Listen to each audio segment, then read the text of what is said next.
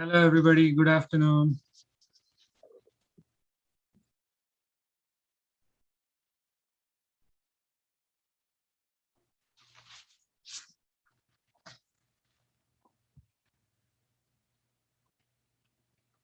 Thank you for joining today's webinar.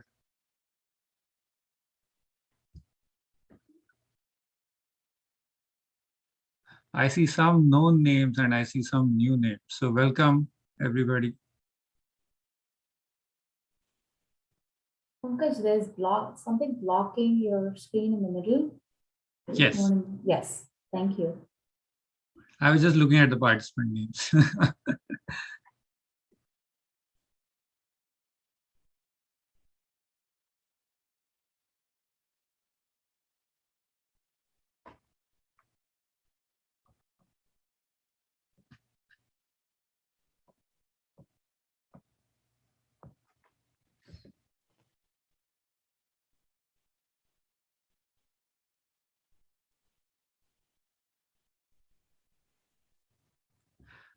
Good afternoon, everybody. Thank you for joining today afternoon.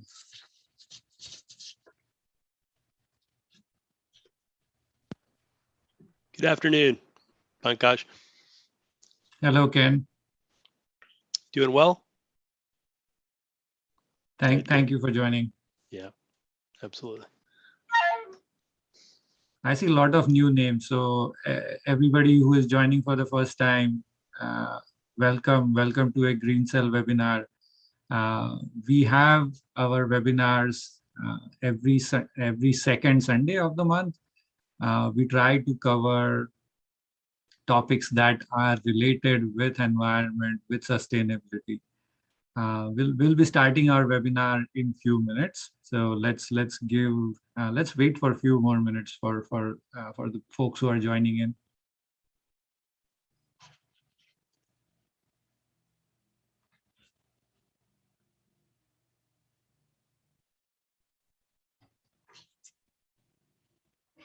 Okay, so while folks are joining in, let's do this. Let's watch a quick green cell video.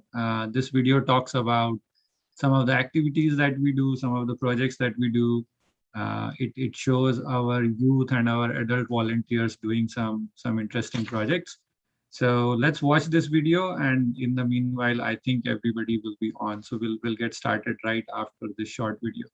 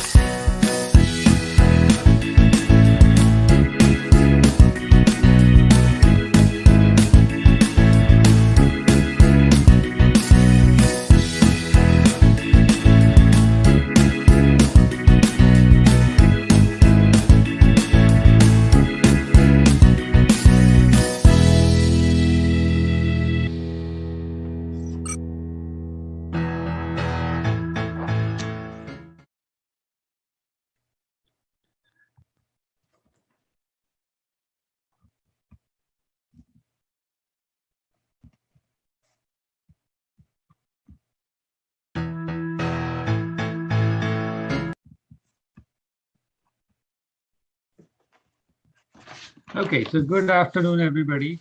Thank you for taking the time to join us today. My name is Pankaj Rajankar. I am the founder and a current board member of Green Cell Atlanta. I am honored to be your host today. Um, so, welcome to our today's webinar, which is our today's webinar is on solar energy, solar, clean, and green. So we will quickly get started today. So I'll talk about Green Cell for a minute, introduce our guest, talk about our housekeeping rules, how the webinar will run, and then hand it over to our host. So Green Cell is a volunteer-run non-profit organization passionate about raising awareness of environmental issues and promoting sustainable solutions. As part of our efforts, we run several community projects like food rescue, recycling, cleanup drives. Our objective is to help everyone incorporate green changes in their daily lives, which go along to reduce the negative impact on the environment and the natural world. Simply put, our aim is to help everybody go green. We conduct regular webinars as part of our awareness. So some of the past webinars that we have done are on sustainable packaging, rainwater harvesting, composting. Gardening is a big topic for us. We have done a lot of webinars on that. Our webinars are held every second Sunday of the month. We try to keep that regular cadence. Um, we are though breaking that rule and having our next webinar on the fourth weekend of this month because of the timing. So there are few things that this webinar is about composting garden waste, and a appropriate time to do that would be like end of September would be the right time to start, when people start cleaning up their summer gardens, and then everything goes to waste. So we have our next webinar on composting your garden waste by Uma Shashikant. This is on September 26th, which is again in this month, fourth Sunday of this month. So we hope you join for that webinar too. Um, so I'll introduce our speaker for today. So it's my pleasure to introduce Seth Gunning. He is a native of South who currently serves as a director of sales with Creative Solar. Creative Solar is the community selected vendor for Solarize Atlanta and Solarize Savannah campaigns. Seth is a NABCEP certified as both a photovoltaic installation professional and a technical sales professional. So he can go on the roof and fix your solar panels as well as get you the right system. So we are talking with the right person today. Prior to his move into solar, Seth worked as an energy climate policy advocate at Sierra Club and the Southern Alliance for Clean Energy. He currently serves on the executive board for the Georgia Solar Energy Association.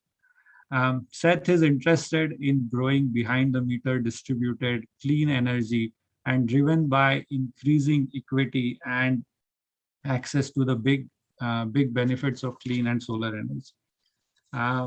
So before I hand it over to Seth, a few housekeeping rules for our webinar today. We will have all the attendees on mute so that we can hear our speaker clearly. If you have any questions, you can share them on the chat, on the Zoom chat. If you are watching us on other channels like YouTube or Facebook, you can post your messages there. Our volunteers are monitoring the chats. They and the questions will reach to me, and I will ask them to Seth. Our if you have if you have any questions after the session, please do reach out to Green Cell ATL via our email, and then we will try to get you back the answers. I'm also thrilled to introduce you Dr. Kave.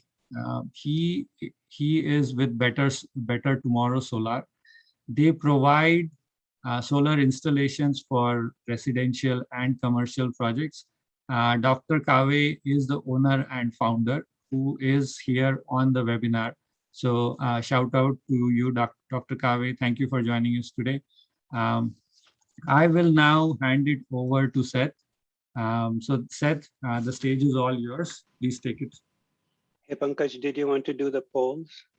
Has some quiz questions? Oh yes, sorry. I'm sorry about that. Yeah, let's do a quick poll with our audience. I'll stop my share. Sure. Thank you. Okay, so this poll has 3 questions. We are just trying to find out if you have been on a webinar with us before, if anybody has talked with you about solar before, and then we'll get started. So let's give this maybe another few seconds. And so Seth, one of the questions is, did any solar installation company recently knock on your door? I think that would be interesting to know how many people are, because multiple people have reached out at my home asking, like they come and give us a proposal saying your roof is aligned in the right way and you could have a good solar installation. Interesting results. So Tanir, let's close the poll. I think most of the audience has answered it. So thank you everybody for answering this.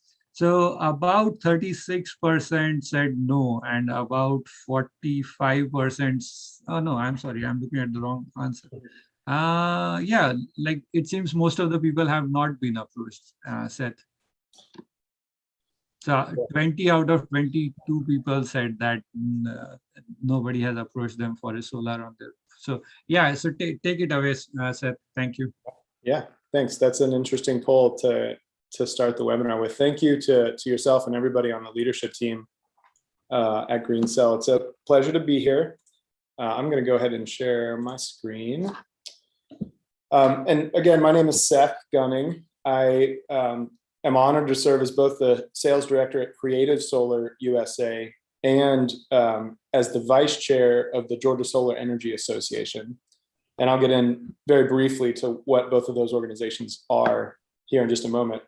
But today I want to really answer any of your all's questions about solar. That's why I'm here. I've got a presentation that goes through sort of some of the technical aspects of what is solar energy, how is it made, how does it work from a policy perspective, and how can it benefit you and your home or your business, and a little bit about the products and technology that you commonly see on the market, and how you all can help make Georgia a better landscape for solar energy. But at any time, I really appreciate a conversational approach to these presentations. So if you have questions, type them in the chat box. Happy to answer those at any time. So yeah, a couple of slides just about Creative Solar. We're one of the oldest solar energy businesses in Georgia. We were founded in 2008, so we're going on 13 years now. We've been located in Cobb County since our inception. 13 years in the solar industry in Georgia is quite a long time. We are proud to have more NABCEP certified. That's that NABCEP. It stands for North American Board for Certified Energy Practitioners, staff than any other company in Georgia. And that's sort of the gold standard for sales, installations, maintenance on solar energy systems. We have about 50 employees, and we are unique in that we will do projects from 3 kilowatts, which is roughly 10 panels on a residential roof, to 3 megawatts on a utility roof with a really giant utility scale battery. we've been honored to be selected as the residential #1 residential contractor in Georgia, 2019 and 2020. We were recently on the cover of Solar Power World magazine, which just to folks who don't read that often, who are in the solar industry, might not mean much, but it's a widely read publication in the solar world. So it was quite an honor.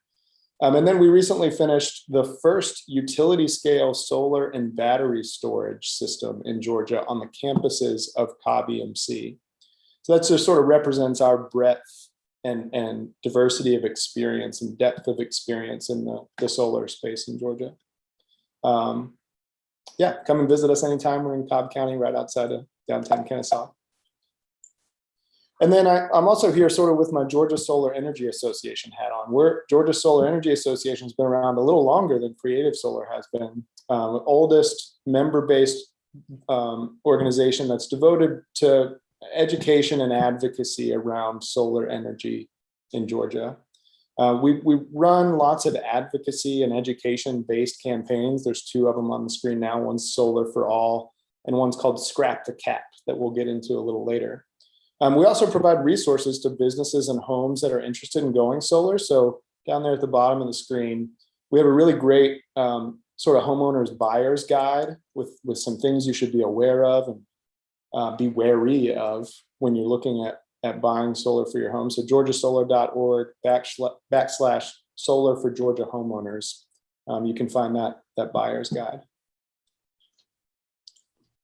Yeah, so real quick, why would you go solar? Why would you want to put solar on your house? These are some general benefits to solar energy. The one that people most innately understand is that solar is clean, right? It's a lot cleaner than the electricity that we are able to pull from the electrical grid. In the manufacturing process of solar energy, carbon is created, right? Where it's not a completely carbon-free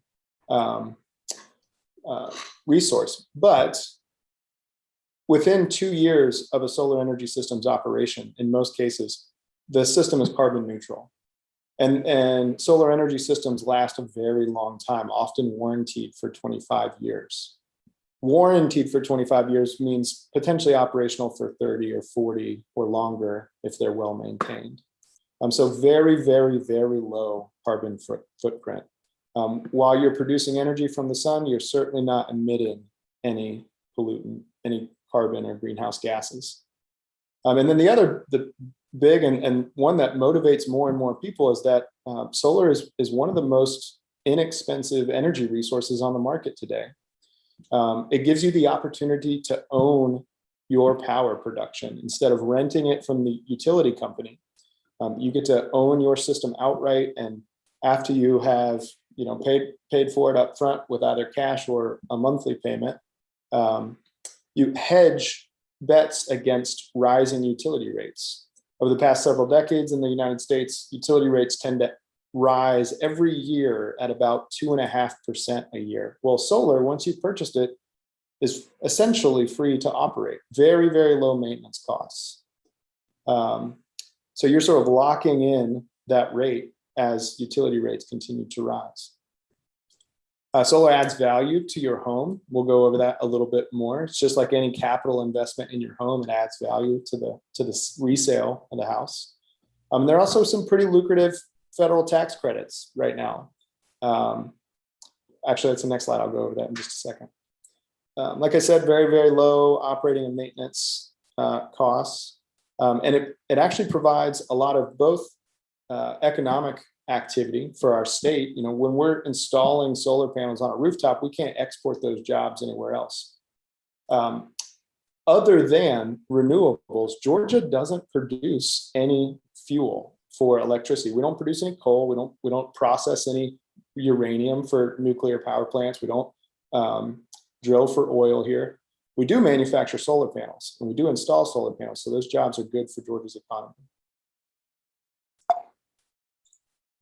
Like I said, federal tax credits, they are currently at 26%. So if you have a solar energy system that costs you, say, $10,000, you're going to get a $2,600 tax credit on the cost of that system.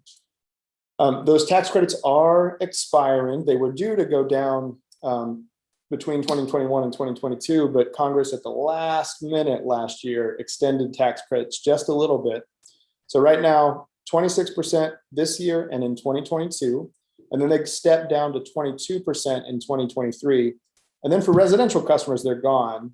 For commercial clients, for people who are interested in installing solar on their businesses, one more year of a tax credit at a very low 10%. There are talks as a part of the reconciliation budget bill and increasing and holding those tax credits back to that 30% level. Nothing passed yet. That's just speculation. And then I would also say that folks interested in installing solar on their businesses also have other tax incentives associated with depreciation, where you can depreciate 100% of that asset in the very first year, which depending on your tax bracket can be another 20-ish% tax incentive on the total cost of the system. Fairly significant to be able to pay for almost half of the total cost of the system in the first year. There are no state benefits as of today, right? There are not. Georgia has had a state tax credit in the past, but it was very small and it was very short-lived. But to date, no tax credit. Because of a lot of those things, solar is really booming around the United States. Fastest growing new energy resource on the market. 60% of all new electrical capacity added so far in 2020 has been solar energy. And last year it was a little less than 50%, and then about 45% the year before that. So it's getting to be an increasingly larger amount of our total new energy generation capacity. Georgia has really capitalized on the benefits of solar. We have the fastest, in the past 2 years, we've had one of the fastest growing solar job markets in the country. So I'm going to go to the next slide. We have some really major players here. The largest solar manufacturing facility in the Western Hemisphere is located in Dalton, Georgia. It's called Conway-Qcell. And we have about 200 other businesses, both installers and in the supply chain, engineering and design firms that concentrate on solar in the solar industry in the state. We have the 9th most installed solar of all states across the country, which usually surprises people because when you drive around Georgia, you don't see a lot of rooftop solar, right? And that's because the vast majority of the solar that we have installed in Georgia is in what are called utility scale or solar farms. So if you drive in rural Georgia, particularly in southwestern Georgia, you'll see 100+ acre solar farms that are selling power to major investor-owned utilities or EMCs. And even though we're the 9th most installed solar in the United States, we have a long way to go. We aren't even yet producing 4% of our electricity from solar resources. And while we're 9th, we also rank 40th out of 50 in the amount of rooftop solar that we have. So when I say the vast majority of our solar is in utility scale, we have very little rooftop solar. And part of that is because we have fairly bad utility policies and regulatory policies that help solar operate on a level playing field with the rest of your energy choices. And we'll talk a little bit about some of these. And I realize this report card is a bit old, but most of these are the same as they were in 2017. We don't have a renewable portfolio standard and never have. We have very little what's called net metering. And that's the way that the utility company credits you for solar if you ever produce it and send it back to the utility grid. We don't have a state tax credit anymore. We only have a few rebate programs. So if you're in a utility territory like Jackson EMC or Diverse EMC, those utilities will actually give you cash back if you put solar on your roof. What's more common in Georgia, though, is that a utility will charge you if you put solar on your roof. In some cases, it'll be roughly $5 per month for every 2 or 3 panels that you put on. And in the worst cases, it's $250 a month, wiping out any financial incentive that you might have by putting solar on your roof.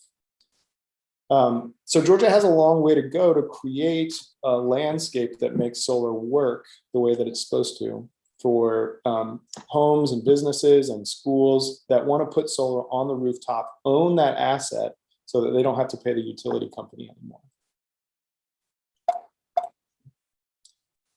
And one of the ways that the Georgia Solar Energy Association is trying to help improve that landscape is by passing SB 299 in the Georgia legislature right now. It has bipartisan support from leadership in both parties. It's only in the Senate right now. We're working on a House bill. But that SB 299 will do a few things. So right now, there are limits on the amount of solar that you can put on your home. If you want to install more than 10 kW, and we'll talk a little later about what that means, it's about 40 solar panels on your house, the utility really doesn't have to pay you anything for the power that you send back to them. Some utilities do, but there's a law that caps that residential solar at 10 kW. This law would increase that cap to 20 kW. It also increase the cap for commercial rooftop solar. It would require monthly net metering for all utilities across Georgia. It would eliminate punitive and those fees I was talking about against solar. It would also, it does some other things. So it gives you as a consumer right to your data, right? So if you have Georgia Power right now, they don't give you a ton of data about how much power you're using throughout the day, right? You can get sometimes daily information, but they won't give you hourly information. And that sort of data helps consumers make educated decisions about how they're using power to bring down their total cost of utility bills. So Seth, I had a question here because we are talking about something at the state level. So when we polled our audience and our volunteers for questions, the most asked question was, what do we do if my HOA does not allow solar panels? Oh yeah. Right. So is there something happening at the state level on this? Like, can the state come in and say everyone has to allow it, or is that something that we shouldn't even think about asking for? That's a great question. Yeah, right now Georgia doesn't. Again, going back to this other slide. Oops. Oh no, I'm going forward. I mean to go back. Right now, Georgia doesn't have any protections against homeowners associations declining your ability to go solar. So if you get declined and the appeals process ends up not working out, you're really out of luck with solar. So there is a House bill. I'm probably going to get the number wrong. I think it's HB 493.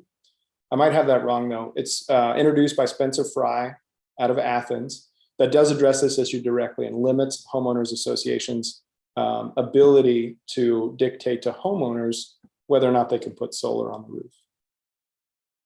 Okay. Yeah.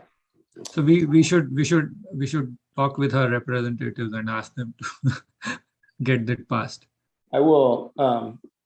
In my follow-up, I'll send you the actual bill number if you want. Yeah, thank you. Appreciate that. And so one of the ways that rooftop solar has gotten pretty big in Georgia is through community bulk purchasing programs. So in absence of a state tax credit or oftentimes monthly net metering, communities around the state have come together and said, we're all going to try and purchase solar at the same time to get benefits of economies of scale.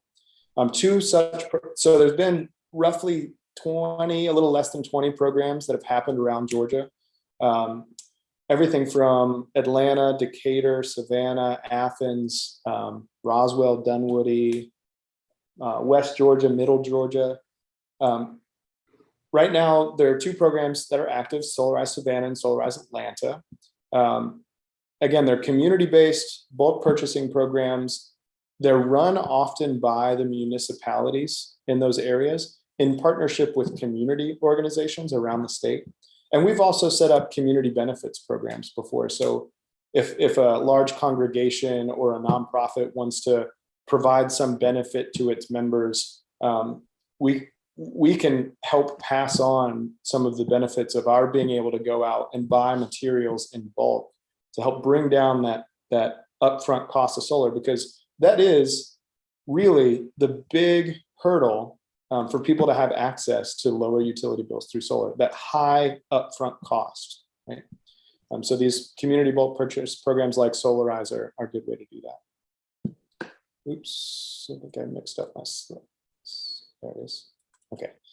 So now I'm going to talk a little bit about technically, what is a solar panel? How does it work? How does it produce electricity? How does it work with your meter? How do you put it on your house?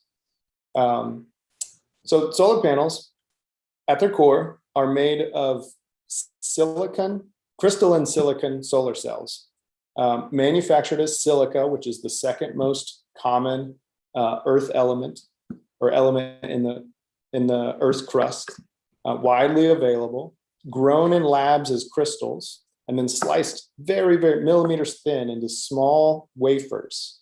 Those wafers are dipped in two chemicals, boron and phosphorus, often, that when light hits them, freeze electrons in the silica. And then a solar panel will have small silver conductors inside the cells that gather that electron and complete an electrical circuit to move electrons into your home. A solar panel is made up of roughly 60 of those solar cells. A solar panel is pretty simple. It's an aluminum frame with 60 to 70, if you're using a commercial module, 72 solar cells, encapsulated by tempered and textured glass to help refract light into the solar cell. And then an electrical junction box on the back of the solar panel that helps, that pulls the electrons running in the conductors on the solar cell into your house. There are lots of different types of solar panels, lots and lots and lots. The industry is sort of concentrating its production capacity, its manufacturing capacity around three main types: monocrystalline solar cells, polycrystalline solar cells, and then thin film solar cells, which get a lot of attention.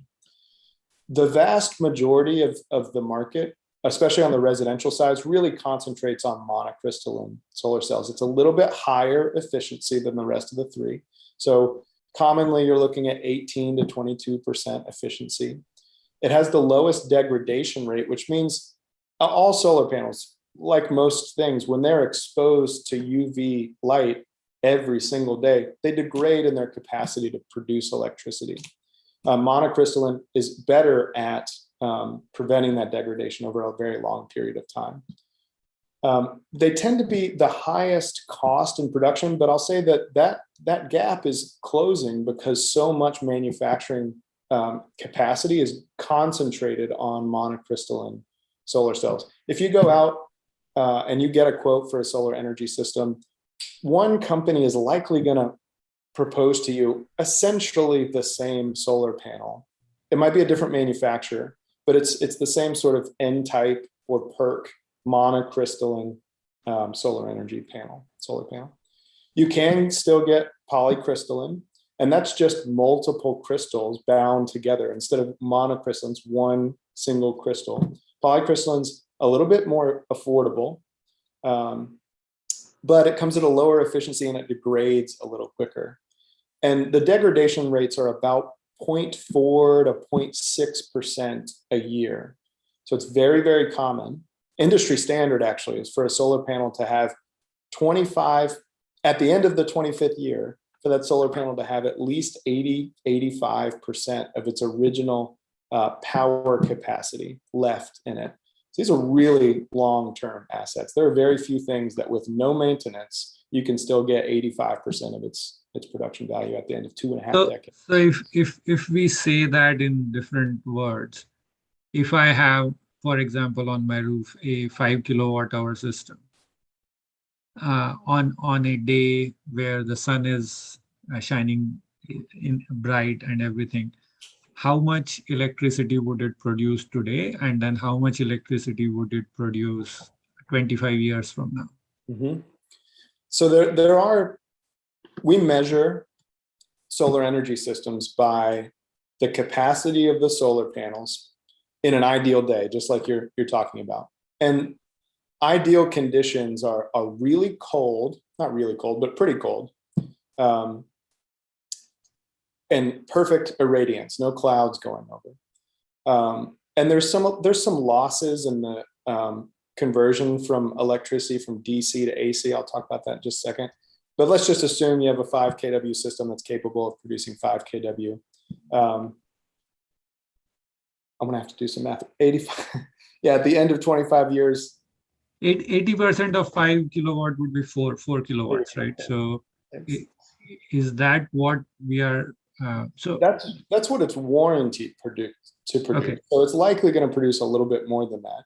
Most manufacturers, if any given panel is producing under that capacity, their warranties are going to pay for the product replacement, right? For the actual solar panel replacement. Some manufacturers will also cover the labor associated with that replacement. Okay, so yeah, like when we go to the maintenance section, there we have some questions about that warranty and how the maintenance works. So let's keep following through the slides. Okay. And then I want to address thin film solar really quickly because it's often the one that gets the most media attention, right? Really unique applications like putting solar photovoltaic cells in paint and things. Thin film has a lot of unique applications. It's not widely available. It technically should be the lowest potential production cost, but because it's not widely available and there's not a lot of production manufacturing dedicated to it, when you actually go out and buy it for a home installation, for instance, it's not much different than the cost of a monocrystalline or polycrystalline solar panel. They also have really high degradation rates. And in most cases, thin film, once you lay it on the roof, it adheres to the roof, or it's got an adhesive backing. It's fixed there until you're replacing the roof itself. Oh, I think yep. Okay, so how does solar work in your house? And I'll be pretty quick on this. Solar panels are producing electricity when the sun's out, right? When there's UV irradiance hitting those solar cells. The solar panels themselves produce direct current or DC power. And we're using AC in our homes and businesses. So at some point we have to convert that electricity from DC to AC, and we do that with a product called an inverter. The inverters can either be mounted up on the roof underneath the solar panels, or commonly down by your meter as one box, not much larger than the meter itself. The power that's going into the house, the AC power that's going into the house, is first and foremost going to go to meet any demand that you have in the home in that moment. So TV, lights on, fans running, refrigerator on. It's going to go meet the demand of the home in that moment. If the solar is not producing enough, so nights or when it's really cloudy and stormy outside, then your home is going to naturally continue to draw power from the utility company like it does today. The inverse of that, if your solar energy system is producing more power than you're consuming in the home, that excess solar is going to go out your utility grid, out your utility meter to the utility grid. And the utility company is going to compensate you for it. There are roughly 60 utility companies in Georgia, and almost every one of them has a different policy for how it meters solar. So it's really dependent on what your utility company is. And it's important that you find, when you're looking at solar for your home, that you find an organization, a salesperson that really understands your utility's metering policy, because they can vary wildly in Georgia. Best case scenario, in the state of Georgia, they have monthly net metering, where the utility is essentially crediting you a retail rate for any power you send back to the grid, as long as you consume it at over some period of the billing period, the month. In other cases, the utility company might give you what they call an avoided cost rate. It's essentially wholesale average utility rates in Georgia when we're buying power from the utility are about 12 or 13 cents a kilowatt hour. Their avoided cost rate might be as low as 2 cents a kilowatt hour. So you're really getting a fraction of what it's worth if you can consume the power in the house. Something that's not shown on this chart, and something that's really growing in popularity, is energy storage. So instead of sending that excess solar back to the utility company, you can couple your solar energy system with a battery to store that excess solar during the day and have it available to you for you to use whenever you need it. When your solar energy system isn't producing much at night, or when the grid goes down and the utility power just isn't available anymore. So Seth, a few interesting points from what you just talked about. There are multiple questions from there. One question that we got a few people asking was, if I am, say, connected to the grid the way you explained, right, and say power goes down in my street, does that mean that because I have solar panels, I would still have power at my house, or because it's connected to the grid and now the entire street is down, I am down too? That's a great question, and a common misunderstanding. So the National Electric Code requires that if the utility grid goes down and you don't have any way to isolate your house from the rest of the grid, that your solar also has to shut down. So if the utility grid goes down and you just have solar, your solar has to shut down. And that's a safety requirement, so that if the utility company and their workers are out working on transformers or lines in front of your house, that they're not potentially working on stuff that's being energized by your solar energy system when they think it's dead. Right. With a battery, though, Mhm. yeah, your battery is listening for the utility grid. It's listening for a 60 hertz sine wave all the time. And the second that it stops hearing that, it's going to open essentially a relay that isolates your house, that creates a microgrid in your home to allow the solar and the battery to continue to meet some or all of the circuits in your house, the demand in your house. Okay, so that was my second question, like a follow-up coming up, that if I have a battery connected for storage, then it would then my house would still be powered even if the grid goes down. That's right. Yeah, and I'll talk a little bit about the capability of battery storage systems. So to do what we just talked about, right? To have a battery system and be alive, or like a sort of a relay or a switch that keeps your power on in case when the grid is down. Is that something extra I have to ask my installation company, or if I have a battery, I will have that system? So a good solar installer, and if you go to that Georgia Solar / Solar for Homeowners website, there's also a list there of sort of approved solar installers in Georgia. Georgia Solar approved solar installers. They're going to do a lot to consult with you and understand what your interest in solar is. One battery might not be enough to power very much in one home. So your solar installer, your solar consultant really needs to understand what you're trying to do with your system, what you're trying to power. Yeah, they need to take the time to get to know what your interests are and what you're trying to use the system for. And a follow-up on batteries. This was again a question we got from multiple folks. Like everybody is seeing the battery technology changing quite at a rapid pace. So if I get a solar system installed today, is it still possible that I wait for a couple of years for the batteries to either like the latest technology to come up or it to get cheaper and then have batteries installed after a few years?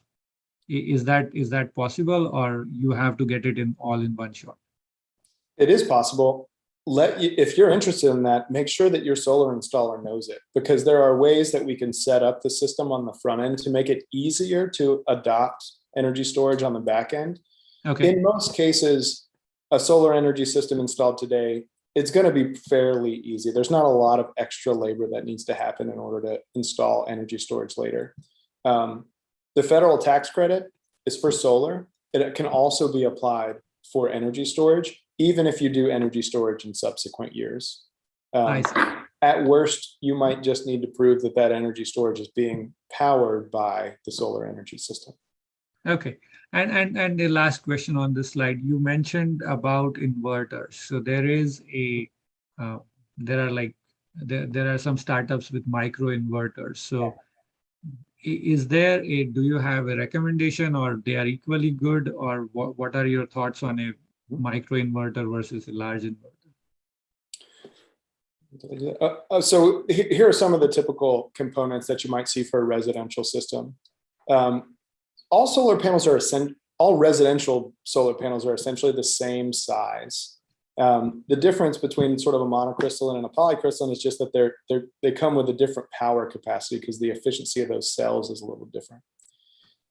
Most residential solar panels are all black. So they've got a black aluminum frame, a black cell, and a black backsheet. And that helps to create sort of a monolithic look on your roof. It looks a little bit better than one that's got a silver frame and a white backsheet that can create something of a checkered look on your home, which some people actually like. It draws a little more attention to the solar panel. Typical solar panels are going to be between 300 and 400 watts. You can get some that are a little higher than that in the same size. And again, 25-year warranty at about 85, 86% capacity. So yeah, inverters, the two main types are a string inverter. There are a number of brands, SMA, SolarEdge, Fronius. Those are common brands. SolarEdge is the largest residential string inverter manufacturer in in the United States. And then there are micro inverters, and the micro inverters are the individual inverters that get installed up on the roof underneath each solar panel. So if you have 20 solar panels, you're going to have 20 micro inverters. Both systems have a 25-year warranty on the roof. And I'm just going to compare SolarEdge and Enphase. They're both great systems. Creative Solar does business with both. There are lots of advantages to both of them. Enphase, the microinverter, only has a 5-year warranty on all of the communications and electrical components that aren't on the roof, where SolarEdge will have a 12 or 20-year warranty on the rest of those components. The advantages to the microinverter, though, are if you have a microinverter go bad, if you have an inverter go bad, you're only going to lose one panel out of the 20 or so on your roof. Very easy to replace. Any solar technician should be able to get up on the roof, lift up the panel, change out that microinverter, put the panel back down, and be on their way. A string inverter is probably going to require an electrician to come out to your house. And if it goes bad, your whole system is down in the time that you're waiting for that new component to come in and be installed. Both systems provide, actually, I'm going to skip one more, module level monitoring. So any solar energy system nowadays should come with really good tracking. So on your phone, any internet enabled device, you'll be able to see what your system's producing roughly every 15 minutes of the day if you have good Wi-Fi or internet access. You can also often track the state of charge of your battery, and in some cases play with the settings of your system. So you can, if you have a battery, tell the system to prioritize discharging at high cost times of the day. So if you're on an electric vehicle rate or a time of use rate, and you have a battery, you can ensure that that battery is charged up and ready to dispatch itself in that like 2 to 7 period of the day when it's really expensive to buy power from the utility company. So this is a part of that data thing, right? If we have good data on how we're using power and how we're producing power, we can make better educated decisions about how we're managing the energy in our home to help us reduce our costs. Yep. So these are some common, certainly not all of, the battery energy storage market right now is also booming. There are dozens of different manufacturers out there. A popular one that's not included here is Generac. The generator manufacturer is spending a lot of time and energy developing energy storage systems called the Power Cell. But these are some of the most popular. Tesla, obviously, the Tesla Powerwall. I think a lot of people are probably familiar with that. Panasonic, the global electronics manufacturer. LG, global electronics manufacturer, pouring resources into developing energy storage systems for your home.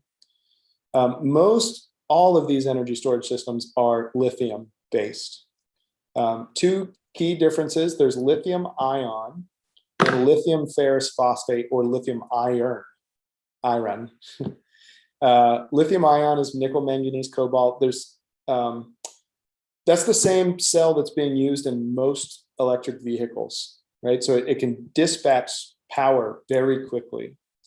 It tends to have a little shorter lifespan, and it's not quite as safe as a lithium iron battery or lithium ferrous phosphate, which is a stable state battery.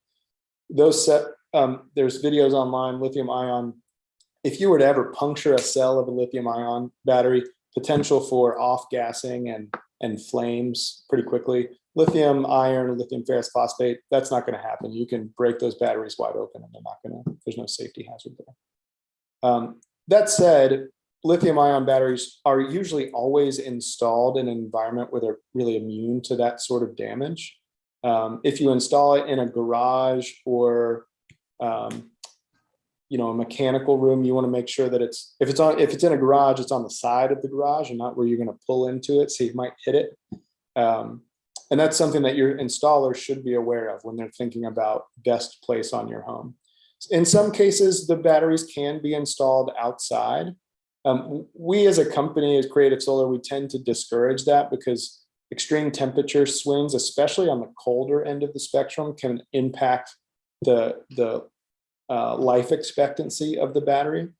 Some storage products like the Panasonic have pretty limited temperature operating ranges. So you want to make sure that they're in an environment that's just not going to be exposed to really big swings there.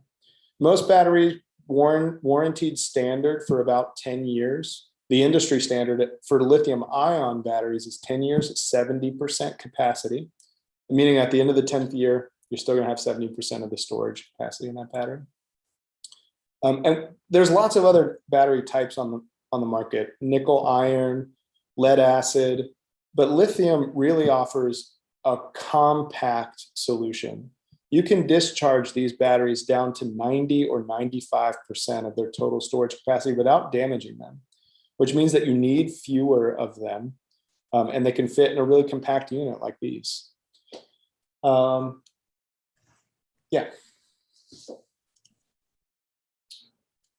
I feel like I just told you I was going to talk about something with storage that I didn't cover yet.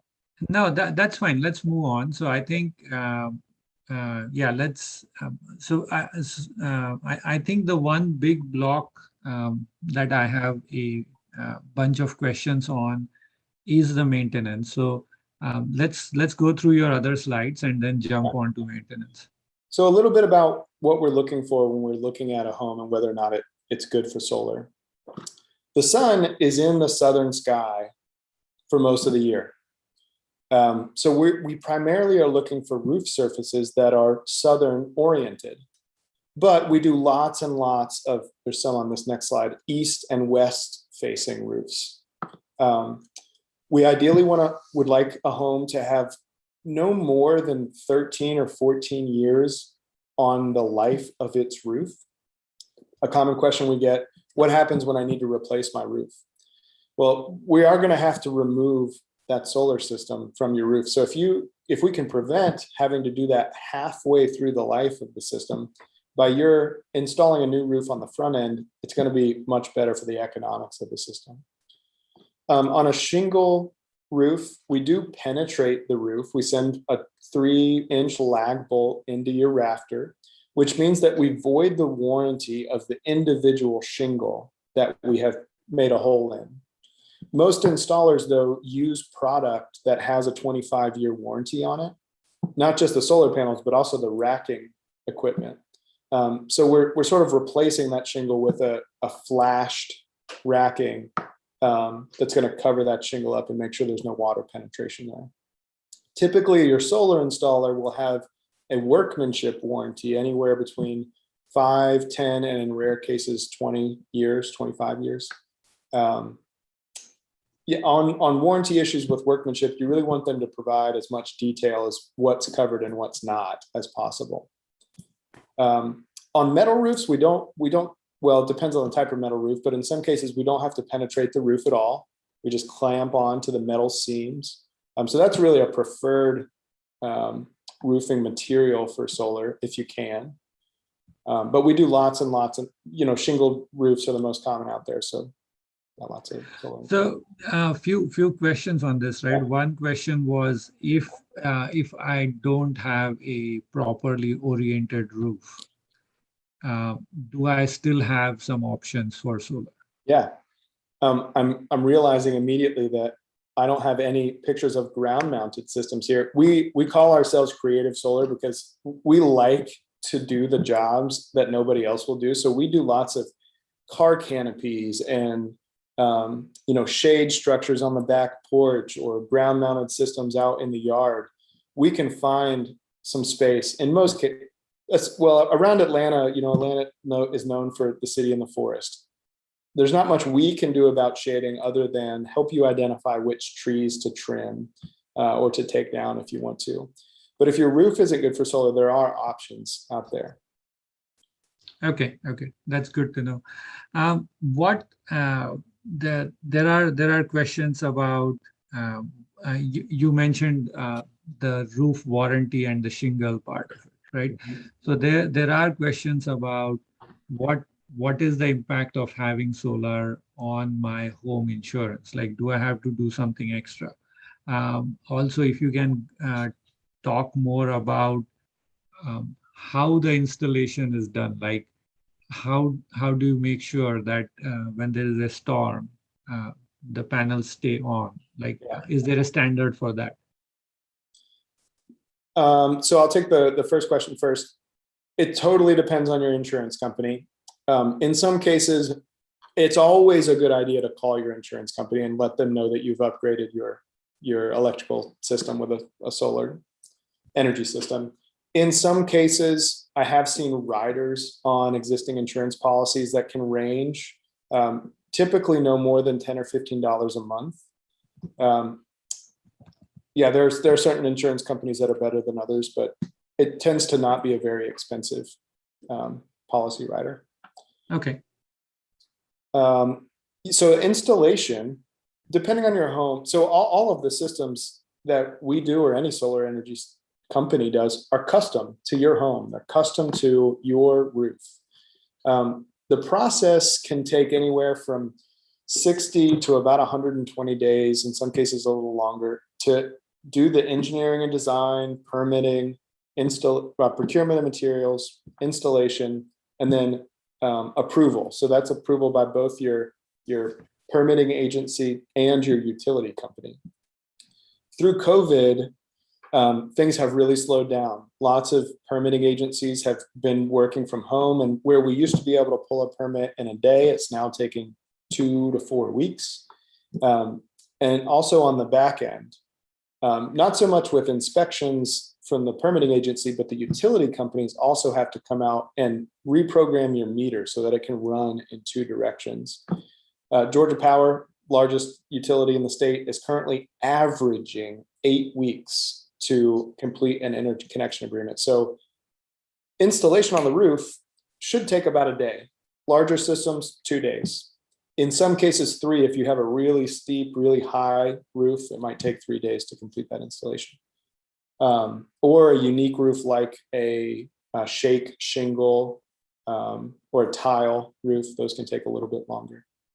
But because Georgia Power and some other utilities are really far behind in their interconnections, you might have a system on your roof that's been there for a month or 2 before the utility comes out and reprograms your meter. Thank you.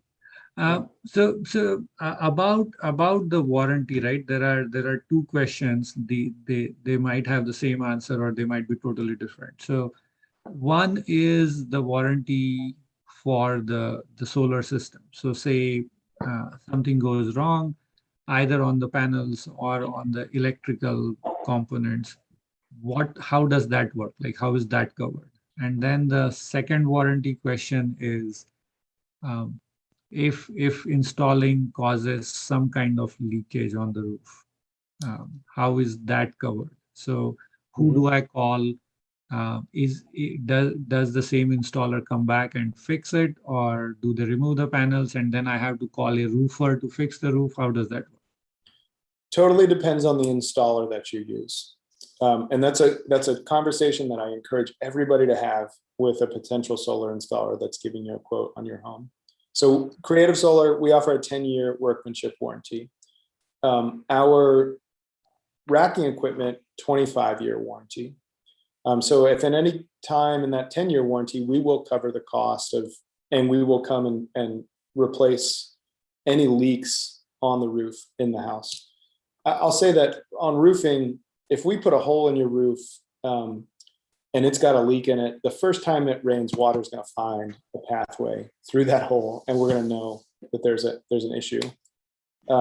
We will also service warranties on the product for the system for the life of the system. With your permission, we're happy to monitor it and track, what the system's producing. And it's not uncommon that we'll find a particular solar panel or a microinverter has gone out before the homeowner even notices it, and we'll call and get service the system, free of charge.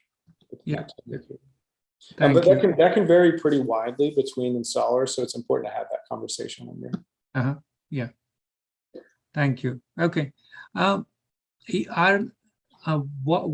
is the typical maintenance on a solar system? Like, do I have to, like on my car, I do an oil change, right? So is there a oil change for my solar system? Like every year you have to do X, Y, Z. It's much like the electrical system in your house. If it was installed right the first time, it should operate for 20, 25 years without any need for maintenance. The most common types of maintenance calls we get are pest related. So if you have trees or tree canopy over your house, if you ever hear squirrels running on your roof, or you've ever had, I just learned that there are actually things in Georgia called tree rats. If you've ever had those in your house, we strongly encourage that you install a pest guard around the perimeter of your system so that rodents don't get under the system and build nests under there and chew on wires. Apart from that, I'm not going to say it's no maintenance cost, because things can happen. But in the vast majority of cases, it's very, very, very low cost of maintenance over the life of the system. Okay. And most of those maintenance problems are, an inverter's gone bad and it's equipment failure. The manufacturer covers the cost of replacing that sort of thing. So you might be a few $100s out of pocket to, yeah. And these warranties, are they transferable to the next owner? Say someone sells a house. They are. They are. Okay. Same with the financing. So we talked a little earlier about how the real hurdle for solar is that upfront cost. Well, I'm going to skip slides a little bit. Very popular way to get access to solar is by using a solar finance company. There are many who are community credit unions or banks that were formed specifically for the purpose of providing homes and businesses with means to access solar energy systems. They oftentimes come with really long terms, 20 to 25 years, at rates sometimes under 1%. And those loans are transferable too. The previous slide, solar adds value to the house when you sell it. National average, about 4% increase in the value of your home when you have a solar energy system. If you've taken a loan out on your solar panels, you can either transfer that loan to the homeowner, or you can buy the loan out and then get the added value on your home. If you're transferring the loan amount, it's often that you don't see increased value in your home because you're still passing on a payment to the next homeowner, if that makes sense. Yeah, thanks. So Seth, we are over 4 o'clock. So do you have a few more minutes to hang on? Like there are a few Oh more yeah, questions. absolutely, absolutely. Okay, thank you. Appreciate that. So yeah, so let's there are like I'm looking at the questions and trying to pick which one. Okay, this is an interesting one. So it talks about the risk of a electrical shock or fire. Does having solar system on my house increase that risk?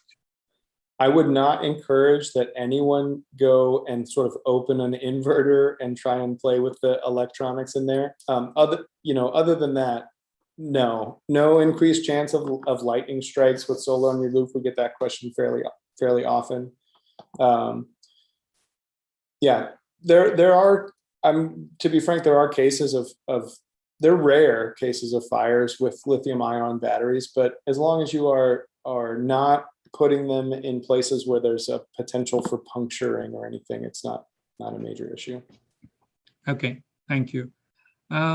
Another question is, what happens to my system if my installer goes out of business? Can it be maintained by someone else, or am I now stuck with something? Creative Solar gets a lot of calls, usually in the wintertime. So there's a sort of cycle in solar. Summertime, people are thinking about how do they use the sun to reduce the cost of their electricity bill as it's driving up AC costs. So companies will often like come into the state, do some installs, and then get out in the wintertime. So we oftentimes get calls from people who have installed a system with another company. We are happy to do that maintenance.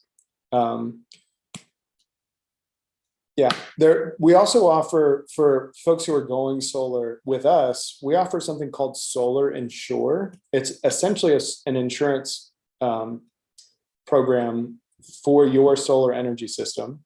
It's a one-time payment up front. It's not that expensive. It tends to be like 5 or less % of your total solar costs. And it's an insurance program. So if you decide in 15 or 20 years that something needs to happen to your system, and let's say Creative Solar is not in business, though I am assured that we will be, you can go with any installer you want to. And the insurance will help pay that out just like they would if you were getting a new roof. Okay. That's good to know. Thank you. Another question is, so this is something related with the financing part of it. So if somebody does take a loan through the banks that you were talking about, if I do that, does the federal rebate or the federal tax credit, do I still get it, or does that go to the bank? It's a great question.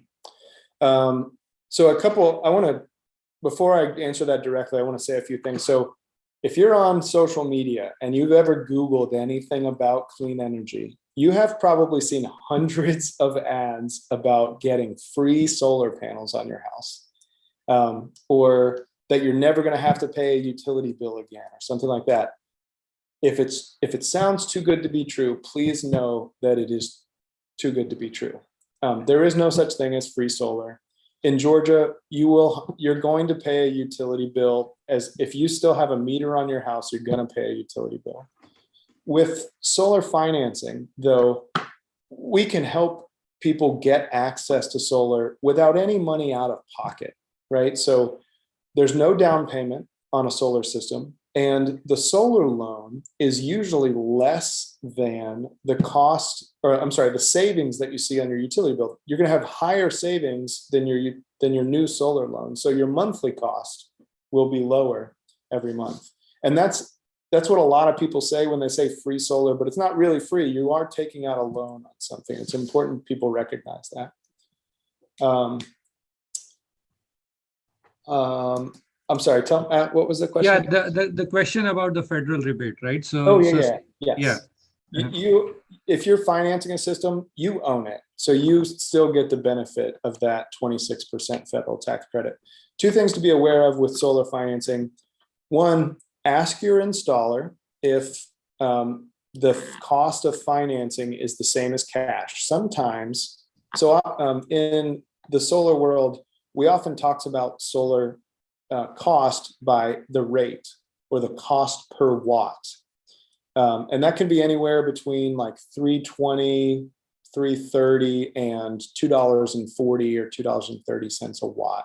Those are common. Average is about $2.75. If your solar installer is proposing a financed rate, make sure it doesn't have really high fees associated. Sometimes there's like 30% fees baked into the cost of their financing, which would make the cost per watt like $4, $5, $6 a watt, which is double the industry average. But you do still get access to the 26% tax credit if you have solar financing. Okay. Okay. There was another question about a group purchase kind of thing. So if so this is not like you're not part of a community like Solarize Atlanta or something, and a group of friends approach you, like if five families come together and try to do a group thing, can they get some kind of benefit for doing bulk purchase? Yeah, like I said, we've run not only Solarize programs, but also community benefits programs. We have a referral program also. Okay. And if there's a group that comes to us, we're happy to work out how we can sort of distribute that referral benefit or that community benefits program best. This is a quick sample of what the financials look like on a residential system. This is based on a fairly small 5 kilowatt system. That's roughly 15, 16 solar panels. You can expect that your cash price average is about $13,750. Or if you're taking finance on that, it's about $55 a month. With a Solarize program, the more people that sign up, the lower the rate gets for everybody. So as we go into tier 2 and tier 3 and tier 4, the price, you can see the solar rate goes from $275 to $265, $55, $45, $40. But at the end of the day, everybody ends up paying the same price because the people who signed up in that first tier get a big cash rebate at the end of the program. So that tier 1 group is going to get a $2,000 cash rebate from Solarize if we get to that tier 6 pricing level, right? So at the end of the day, it doesn't matter when you signed up, you're still, after the tax credit, going to pay about $8,600 for your 5 kilowatt solar system. So the tiers jump based on the number of houses or the energy produced, like kilowatt hour? So the average house needs about a 7 kilowatt solar energy system. So in Solarize Atlanta, and there are ones that are based on the number of projects, but in Solarize, it's the amount of capacity that's installed. Okay. Mm-hmm. So roughly every 15 to 20, 25 houses, we go into a lower tier. Okay. Okay. There was another question. This is more towards end of life. What happens to a panel at the end of life? I'm assuming since you started in 2008, your panels from 2008 are still working. So you do not face that issue. But are the panels recyclable? What happens to them? Again, they're mostly crystalline silicon, glass, and aluminum. So lots of the components of a solar panel are recyclable. A few manufacturers have started recycling programs, but you're right that the mature solar industry is still fairly young, right? So most of the systems that have been installed out there are still operating very well. We have started helping people who come. So some of our original clients are almost 15, their systems are almost 15 years old. And they've come back to us and they say, hey, I want to upgrade panels. I want the newest and latest technology. We'll take those perfectly functioning systems and find a nonprofit in the area to help donate that system because they're still operating at a high capacity and there's no reason why they need to be even recycled at this point. Mm-hmm. Makes sense. Yeah. Are there any companies that offer iron air batteries? And you were talking about different types of batteries, right? So So we offer nickel iron energy storage. Those are very expensive, but they're very stable. They have life expectancies of 40 or 50 years. You tend to need quite a bit of space for them because you can't discharge them as deeply as a lithium ion battery. They look like lead acid cell, like a golf cart battery or something. But yeah, we offer a wide variety of energy storage products. I don't know if that's what the questioner is asking. There's a popular manufacturer called Iron Edison. Okay. I don't know if that's what they were referring to. Yeah. Okay. Yeah, we can follow up if we need to. Is there an online tool, or is there some place where I can go even before calling an installer to see if my house is properly, like my roof is properly aligned? Do I get enough shade? Is there something like that? Yeah. So Google has a website. I think it's Project Sunroof.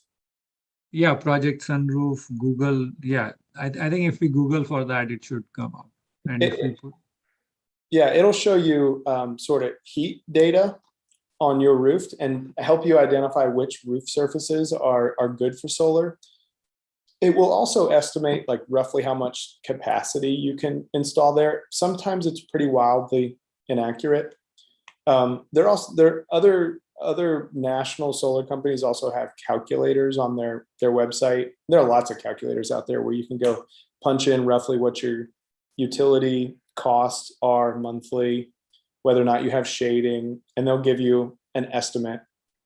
I would caution though that you really need to find a solar installer that understands your particular energy use and your utilities metering policy. Two houses in the same, or right across the street from one another in some cases might have two utility companies. They might use the same amount of electricity. One might be suitable for a 10 kilowatt system that can offset 75 or 85% of their energy consumption. If you put that same system on the other house, it might only offset their bill 30 or 40% because of the way that the utility meters that solar. So it's really important that you find a solar installer that understands those differences and can help recommend a system to you that's going to maximize your gain from it. so with that said, I think let's stop there. This was a engaging conversation. I learned a lot, and I hope everybody got many of their questions answered. So really, thank you for presenting all this information, for sharing everything. I think, I think it's, with what you explained us today, we all should feel more confident about thinking about going towards solar, and the most important thing is approaching the right company to do the work. So that is the key lesson that I learned. So thank you for all the information that you provided. Seth, I'm going to take back the share. Okay. Thanks for having me. Very much a pleasure. I appreciate it.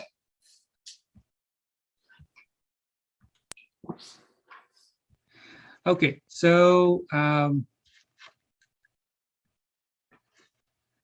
okay, so we did our question and answers. So for everybody on the call, please let us know. We have a quick 1-minute survey about our today's webinar. So this is the URL. Someone will be posting it in the chat. Our volunteers will be posting it in the chat. You can quickly please click on that. Let us know in a minute what you liked, what you didn't like. If you want another topic, a webinar on another topic, let us know.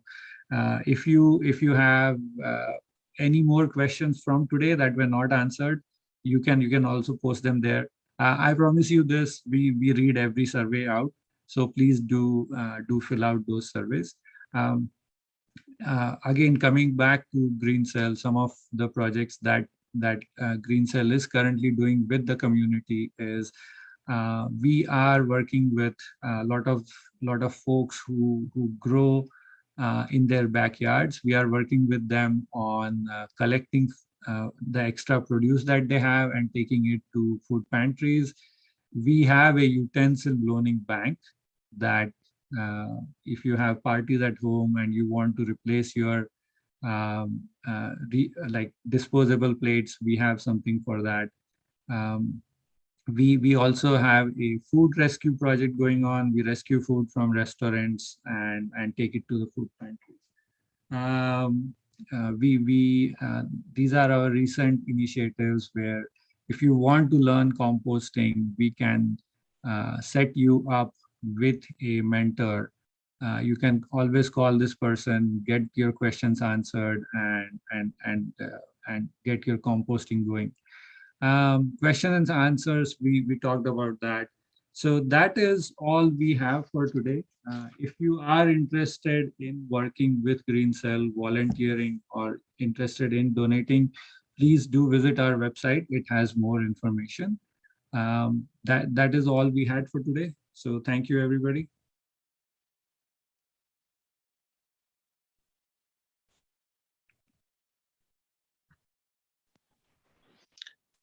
Thank you, guys. Appreciate it. Thank you. Good evening. Seth, thank you.